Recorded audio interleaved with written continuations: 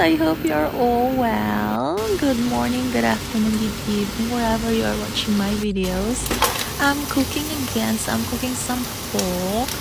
I boiled the pork first and then I fry it with some onions. I added some butternut squash and then I also added some aubergine.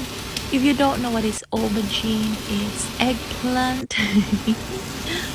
And then you just mix it. It smells so nice. Anyway, you just mix it, and also I added a bit of cabbage and I added some soy sauce and the what is that, the broth or the soup from the boiled pork. I just added it into the vegetables and the pork.